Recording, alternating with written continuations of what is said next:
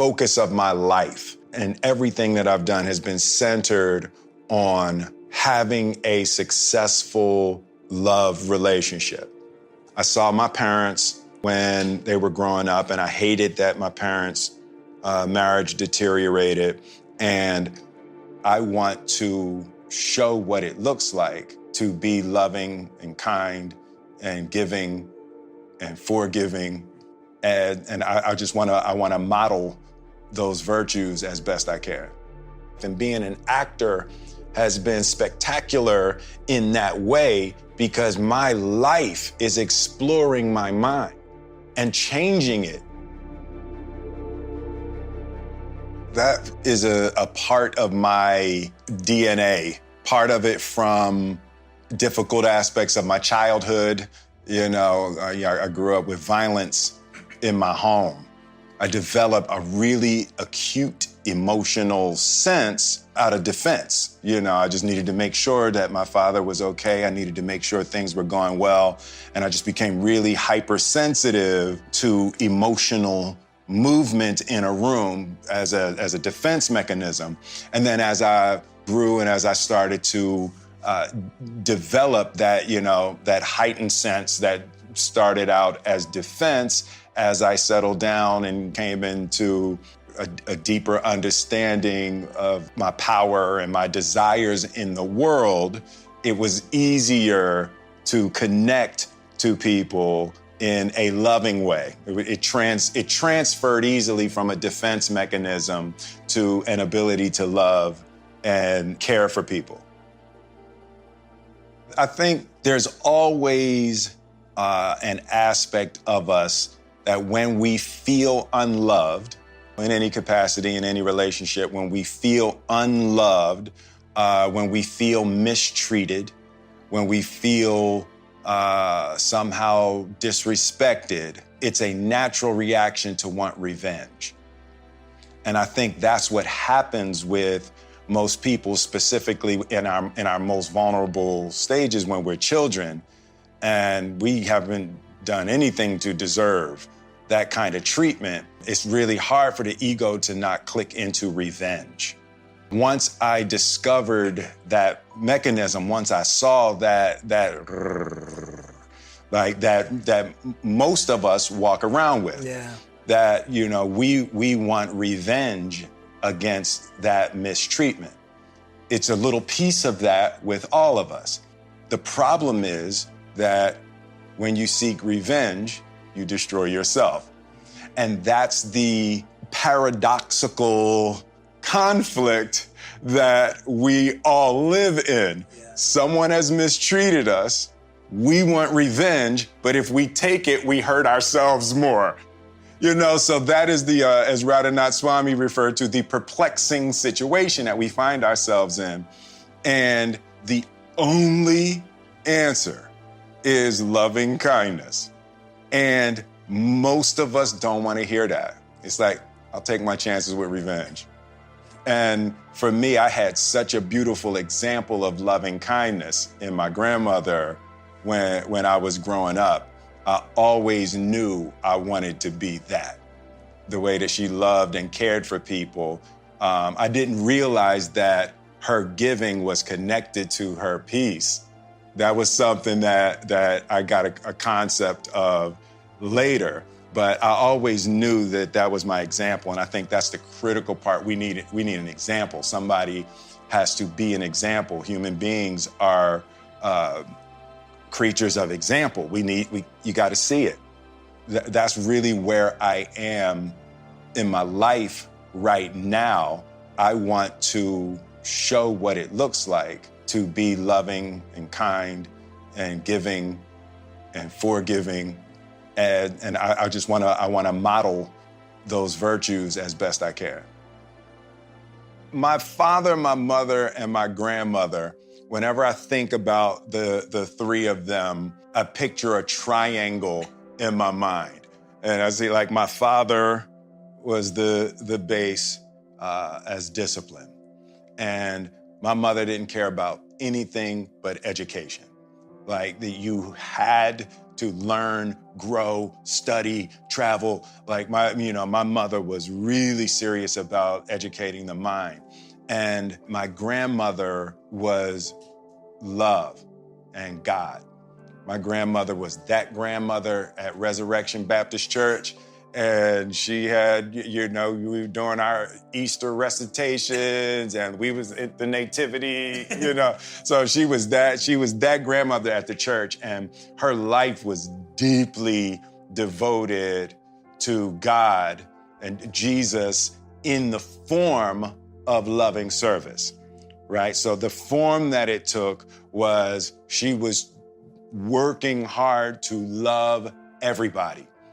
I remember my grandmother bringing homeless people into our house when we were little and washing them in our bathtub. I thought that was the nastiest thing. I was like, But she would be in the bathroom with her hands washing homeless people. But as I grew older, I just saw how dedicated and devoted she was to living her life in service. There was a day of her life that wasn't devoted to loving and serving. I just watched her. She worked the graveyard shift at the hospital, and she watched us, my brothers and sisters, during the day while my parents were at work. And then when my parents got off work, then she would take a little nap, and then she would go to work at the hospital. She was the happiest person that I had ever met. Nothing fazed her. She was okay. And I remember I was about 12 and I had started rapping. And, so I had my rap books. I had all my little curse words and everything in my rap book. And she found my rap book, and she never said anything, and she just opened the cover and she wrote a letter to me. Dear Willard, truly intelligent people do not have to use words like this to express themselves. God has given you the gift of words. Be sure to use those words to uplift people. And I was, I was reading that and just love Gigi. Yeah. And, that was part of the reason why I never used profanity in any of my music. She missionized me in that way to make sure that what I was doing was uplifting others. When you're telling stories, you can always find the part of the story that is a gift for the potential upliftment of somebody that would see it. But yeah, she was all God, all love. The focus of my life and everything that I've done has been centered on having a successful love relationship. I saw my parents when they were growing up, and I hated that my parents' marriage deteriorated. And, as young as I can remember, 5, 6 years old, I wanted to be married. I wanted to have a family.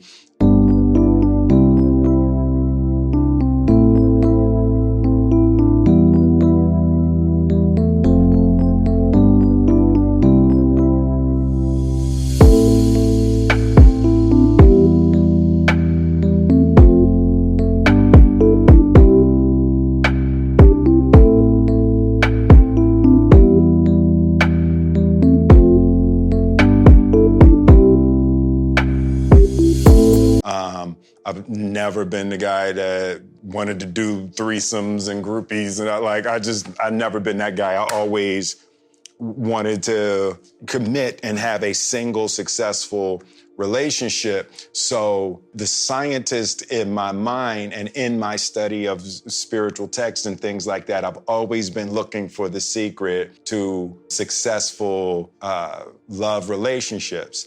And then as I've grown, it's sort of expanded, and I'm seeing the through line. The same basic ideas are successful parenting, and the same basic ideas are being a successful follower or a successful leader or a successful student. And I started to see the central issues with all of human relating. And it's the problems, or it's not even problems, the problem is really singular. If you're talking about a husband and a wife, or you're talking about a parent and a child, or a Democrat and a Republican, or Saudi and an American, whatever, in all of the configurations of human difficulty, at the center of it is almost exclusively a lack of understanding of the other person's perspective. The concept of ignorance, the concepts of ignorance and delusion are always the problem. It's always the center. If you have a difficulty with another human being, there's some point of ignorance and some point of delusion. The problem is you can only worry about yours. You have to clear yours. And then once you clear yours and your vision gets clean and purified, and you approach a person from a purified space, things get a whole lot easier. And it's like you are always bringing poison to the party. And when you recognize that in any difficulty you're having with any human being, and if you can focus...